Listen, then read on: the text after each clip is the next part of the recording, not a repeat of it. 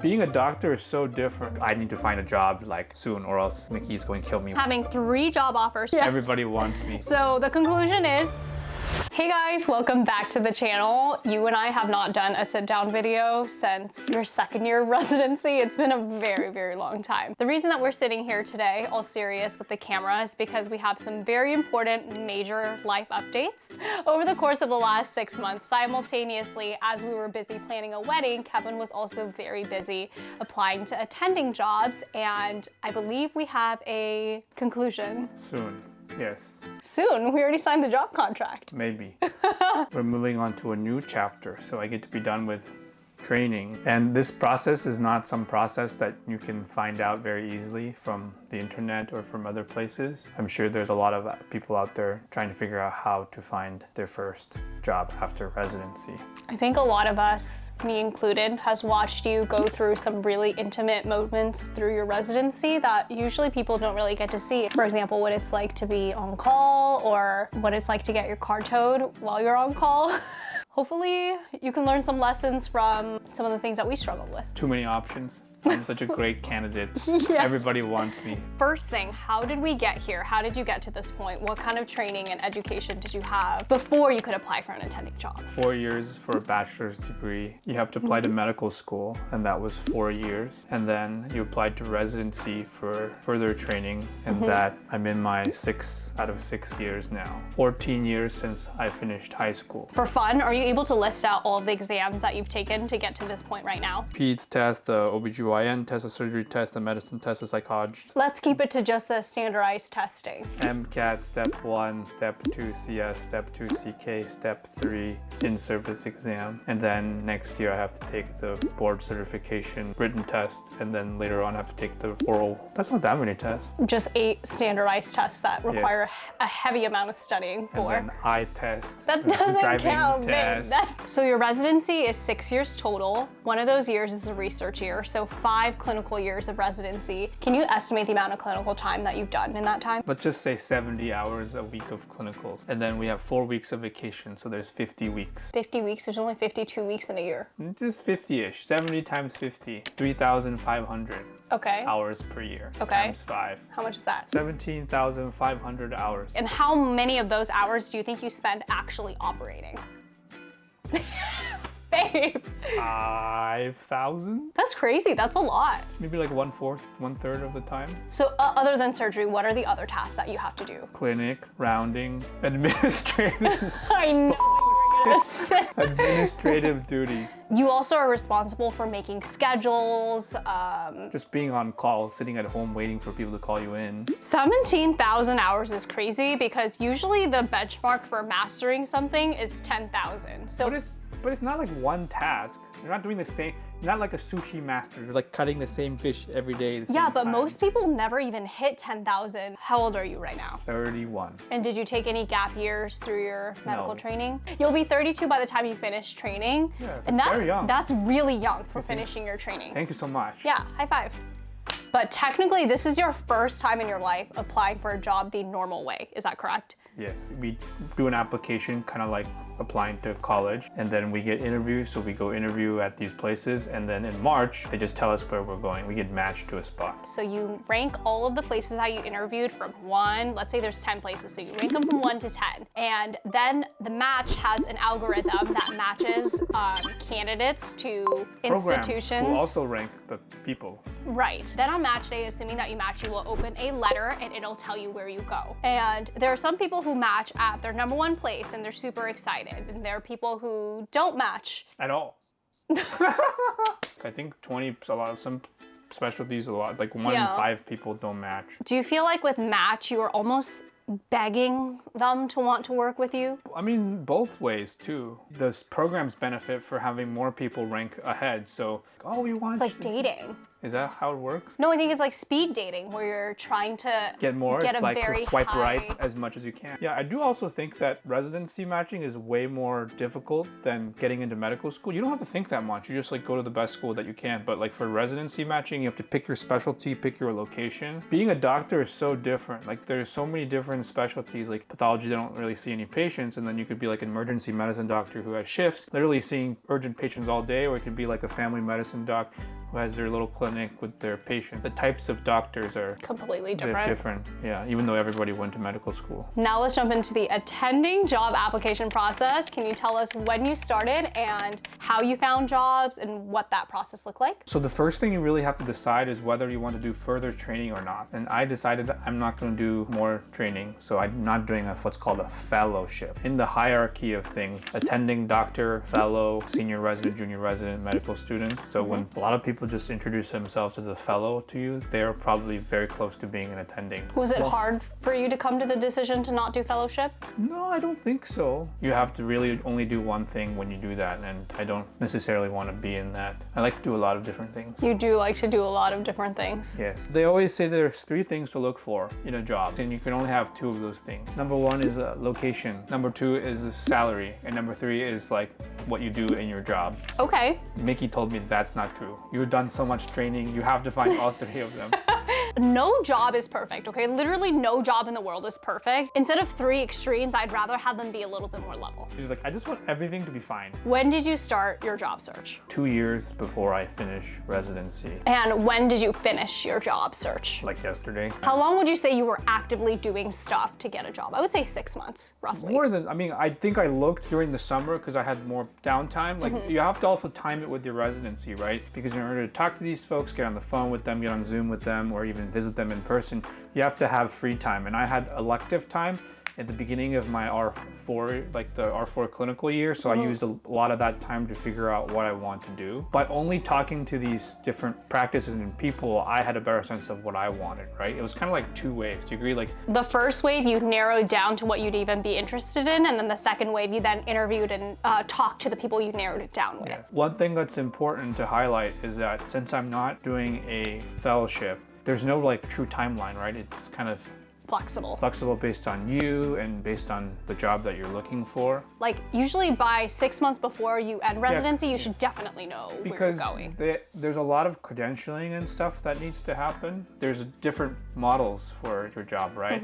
Yeah, there's a lot of different ways you can work. You can do a small private practice, you can do a big public hospital, you can do private hospital, you can do a bigger private practice with a medium amount of people. And it's all very complicated, but we know you guys want the story on how we decided to choose our job. And so for the purpose of this story, we have 5 jobs, job A, B, C, D, E, and we're gonna tell you the pros and cons of each and why we ended up at the conclusion that we did. So in order to organize all these jobs and decide which one is best for us, we put all the jobs in the rows and the different criteria that we care about in the columns. The initial excitement, the salary, location, job itself, and then we made an extra column called the people column. Initial excitement is just right off the bat, the first impression of the job. Salary is the entire compensation package. So this includes not only just the salary that you're getting paid, but if there's a sign-on bonus, retirement plans, kind of anything related to the financials. Location is where the job is and where we would be able to live relative to that. The job itself is your day-to-day job. So your day-to-day responsibilities, what you're doing, how much OR time you have, admin time, and people is people that you get to work with, people you interact with. So story time,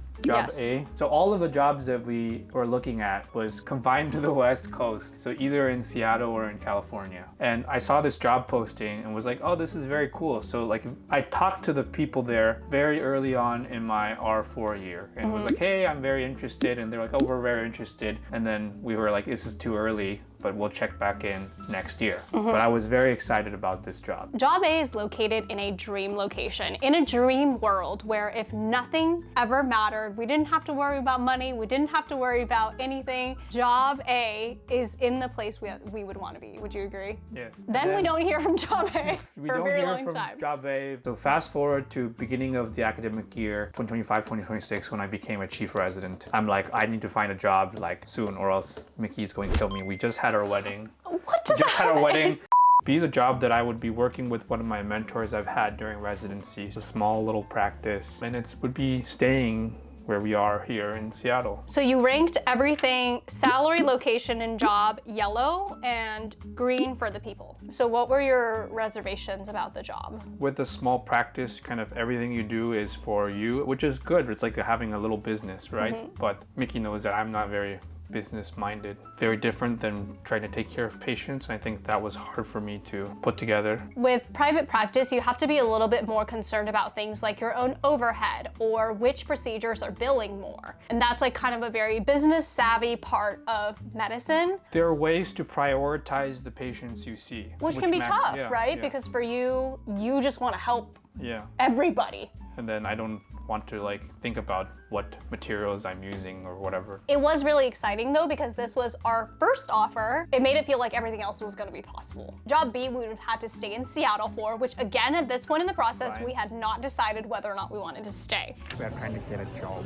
Mickey's going to do all the talking. Mickey is gonna be quiet.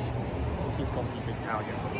Job C gets the initial, you know the dating show in China? It's like one guy and he's dating 20 girls on a dating show, and the girl that he has the best first impression of gets the rose. For us, Job C got the rose. Good location, potentially. Good job. And the people seem like they're on top of it. Kevin and I had some differing opinions on location and lifestyle for what we felt like was good for our family long term. There's also so many other things we're considering, like if we're gonna have kids, is it better for us to be closer to family even though we have to pay income tax, blah, blah, blah. There's so many things we were considering. Job C was the middle ground where both you and I were both happy with the location. Yes. And it felt like a reasonable cost of living and maybe relative. and then trajectory might be pretty good for Yeah. my career. Where are we going? Going on a little trip. Kevin is gonna take a nap on the plane. He rounded, came home, walked the dog, left it with the sitter, and we were gonna be in for 24 hours for this job interview. How was the interviews? It was not a fit. So I think that this job was probably very desirable. They told me that they were interviewing 4 or 5 other people at the same time. And we thought, oh my God, this is very high. Like, you know, we were also excited. Like, this seems like a great opportunity, right? And we kind of went along with them. And then, you know, we did end up getting a job offer from them, but a lot of the things we didn't see eye to eye. They were not in alignment with our priorities, but that does not mean that this job is not a good fit for somebody else. I'm sure they found someone else great. Yeah, I'm sure they did. I'm glad I was the one they chose first. Yeah, good job. You Okay. beat out all the other candidates and you were able to get a job offer. Yes. So for that location, we gave them red for their salary, green for the location, yellow for the job itself, and then red for the, you know, the not compatible people. Next, job D. Job D. All right, job D was a job that I was very excited about Yes. and still am. We really like the people there. These were people that I met at a conference and that they all graduated from the same, like where I went to medical school. So I know people talking about these people and they're all very great. Yeah, we also have friends who work with them who speak very highly of them. Things we differ with them is the location wise. It's not ideal for me, but Miki likes it. It was a very green flag for me and it was very red Yes. for you, so it gives, we're yellow. giving it a yellow. Yes. The reason it received a yellow is because some jobs you're working really hard, but you have the flexibility to kind of choose when and how you want to work hard, whereas other jobs are very rigid in terms of, oh, like Monday through Friday from this hour to this hour, you have to be doing X, Y, Z. I think that's the only reason it received a yellow, and then the people, Were the very good. And Very the salary green. was reasonable. yeah, and the salary was also a great offer. Yes. Miki still wants me to take that job. I still think it was a great job. I think it's a good job too. Maybe we can work there in 5 years. So at this point, I think we did B and then D, and then C came in the picture a little bit later. But then we had to make a decision because all 3 places were like, yo, what's up? Before receiving the offers, we were fairly certain that we would choose C. C. After then we receiving the became offer, we super were very positive we were not going to choose C. C was a bye-bye. So now we're left between B and D. Yes. And then Miki was like, if you don't want to work at D, that's fine with me. So B is in Seattle and D is in California. You know, we've lived in Seattle for the last 5 years. And you did some soul searching that week. I did. I did a lot of soul searching and it was very tough on me because these last 5 years, a lot of kind of the darker, harder days, it was based on a promise that one day we would leave here, right? And no, okay, wait, I need to defend about to myself. cry. No, I need to defend myself because we moved here in 2020 during the pandemic. It was very hard to make friends. We couldn't socialize. And that was my first impression of this place. Obviously, things have changed. I do not dislike the Pacific Northwest. I think it is so beautiful in the summers. We definitely have a like, community. we can trust, you know, like we have people that we can trust our animals with. Yeah, we like our neighbors. We bought a house here, and we know the roads. We know which supermarket we like to go to. You know, we've built a life here. And so obviously our perspective on Seattle has changed. I don't hate it, and I don't love it 24/7. So for me, it was really hard for me to decide and tell you, like, well, I'm not willing to stay here, I wanna go. One of our big goals in life is to reach financial independence. Not that we would retire and do nothing, but to have the ability to be financially independent and to choose things like, hey, maybe we want to work less days in a week, or maybe we wanna do something more important or impactful to us, like spend more time with our children, or volunteer, or start a stray cat alliance, whatever that might be. I think we have a lot of passions outside of just our day job. You and I both came to the conclusion that it would be okay. It would be okay to stay. Yeah, that it would be fine. But I think at this point we had not received any signs either way, and so we just went with the logical decision and we accepted job B. But then they didn't accept me back. So what happened? So we tried to negotiate with job B and make something work, but I just kind of felt not right after that. It was okay. It was not very happy for me because I think we had already settled on staying in Seattle, but this is the second time. We had the big brainstorm the first time, and then we had this other second brainstorm. I think we were really sad because it took us a lot of soul searching to come to this conclusion, and the timing just didn't match up and it wasn't a fit. I am a really strong believer that things happen for a reason. Yeah, and what's meant to be yours will be yours. And if something passes you by, it's because something even better is coming your way. After what happened with job B, you ended up declining job D as well. Yes. So you went from having 3 job offers from B, C, and D, and you declined all 3. Yes. Okay, the thing about Kevin is that Kevin is all or nothing. To me, I would rather take a crappy thing and know that I have something, but Kevin, you are very confident in yourself and you know what you deserve. I were? And so you turned down all 3. Thank you. That's the conclusion. We still don't have a job at this point. We went from 3 job offers to 0 job offers. 0 job offers. So then we talked to people, and then we were able to find the potential of having job E. And job E is also in Seattle. Thankfully, at this point, we had already done our soul searching and realized that we would be potentially willing to stay. In a crazy turn of events, I got an email from job A asking, hey, want to reconnect? How is it going? And as a reminder, job A was our dream scenario job. Yes. It was the first job that you actually ever spoke to, right? Yes. In order to interview for job A, you would have to fly down, it would have to get approved. There was just a lot of hoops that you had to jump through. So you ended up sending job A an email back saying, hey, like, if we want to try to make this work, we have to chat seriously and figure it out. And then we chatted the next day. And then we had an interview the next week. And they paid for the interview. Yeah, they paid for your flights to go down for the interview, which was very sweet and generous of them. And they were like offering to pick me up at the airport too on their busy day. In terms of the chart,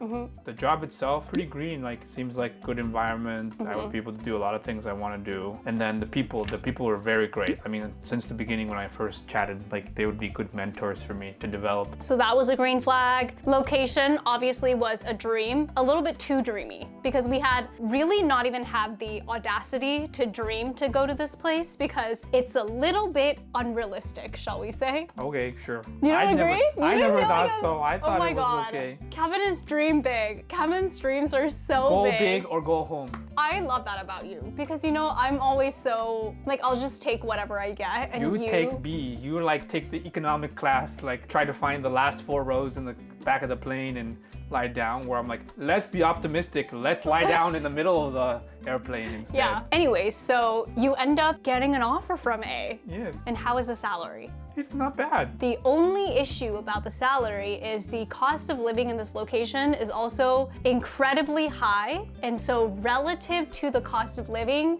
let's give it a blue. But it's definitely like manageable, reasonable. Yes, it was. We'll make it work. I would say it's very close to a green, so like but if just you look with a at little all the caveat. different categories in our little chart here, it's a pretty much green across the board. Yeah, we got on our honeymoon. actually. Yes, I was laying on the couch or laying on the beach. On our favorite beach in the whole world. Yes, just us two. Yeah. Yes, a beach I had gone to when I was 3 years old. Yeah. What happened? Got another job offer. Yay! Are you happy with the offer? I don't know. I haven't looked at it yet. You haven't looked at it? You want to look at it? You were was very very excited. special. I was like, I was like, what a- so excited. I was so happy for you. yes. Then we went to the little cute place for lunch. I'm so proud that you knew that you deserved better and that you kept fighting for that. And there were many signs that this job was good. You know, like Yeah. the airport let me change my flight earlier to come home. Obviously, we still didn't have the offer from E, but we started to receive a lot of signs from the universe. What And I signs? know this is gonna sound woo-woo. Again, we are not woo-woo people, but it started to really, there were so many signs. Really? For Which one, your best friend, on a whim, decided to move to location A. And we, in our adult lives, have not had the chance to live near any of our best friends for either of us. Yeah, in our adult lives, like Oh, like residency, med right? school is not an adult. Okay, yes. Miki doesn't think I'm an adult yet. You have to realize that. No, I'm talking like our recent adult life, right? Like since residency, we haven't been able to be close to Since somebody. getting the cat. It was like a lot of really small things. Things in Seattle that didn't go well. And then you were like, Yeah, like someone rummaged through a car, that was a red flag. yes, it got really cold. So then what ends up happening with E? They said they ultimately needed a couple of weeks to decide. At this point, A had given the offer for a couple of weeks now, and so we really needed to give them at least an idea of which way we were leaning. And so then you go back to E and ask them for an update. It was basically a no, kind of. It was like, hey, we still need time to figure things out. Yeah. Yes. So my first rejection. Ultimately, there was no offer from E. I think they needed more time to make a decision, and we did not have more time to give because we were not willing to lose Joffer A in Yeah. the process of trying to pursue E. The weather had also gotten significantly colder in this time. We never saw the offer from E, so we actually have no idea what the offer would have been. Now in hindsight, it's easy for me to say that I feel my heart decision, not my brain decision, would have been a million times over. Like right now I'm 28, about to turn 29, and in the last 3 months, I have matured a lot in understanding my own life priorities, and I could not understand that the intent of the money was to be used to enjoy life. In these couple of months, we also lost some people who were very close to us. It's really sad, but towards the end of your life, you see that you don't get to take any of your material possessions with you. And in the end, all you have is the people that care about you, which is probably, you can count on 1 or 2 hands, Yeah, right? that's your family usually. And so the whole point of money is to enjoy your life, and staying in Seattle would have been the financially smart decision for us, and in a lot of ways the easy decision, but I do not think that it would have been the decision that would have made us the happiest. I feel like we deserve that. I feel like we deserve to try it out if it and doesn't see. work, then we'll figure it out, but I think it's a good place to start. Can you fart? Don't smell it. Would you have predicted this is what would have happened? Not really. It's like a movie. It is like a movie. Yes. It's weird because these jobs are like choosing our own adventures. Such a Every big single decision. one It's such a would big- lead us down a very different path, and depending on which one we choose, we might have kids earlier, later, No kids. no kids, yeah. 5 kids. I know which one you're talking about. Yes. It really impacts the next chapter of our lives. Yes. And the dog and the cat's lives, right? Ultimately, saying no to things that weren't actually a good fit for us led us to, I think, exactly where we needed to be. On a scale of 1 to 10, how excited are you for this new chapter? 10 out of 10.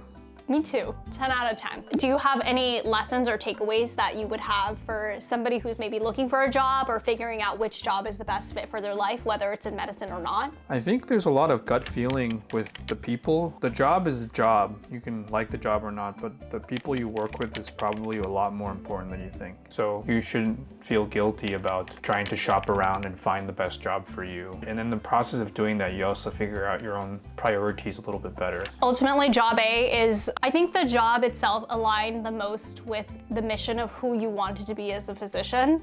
and it's really, really cute. Like, it's really adorable, isn't it? Yeah. Aren't you, like, you went through all of this training, 10 years of hard work. It's a place where you have the opportunity to do something really great and make a really big impact. Yeah. That's something that I think we're both really excited about. So the conclusion is we are moving back to California.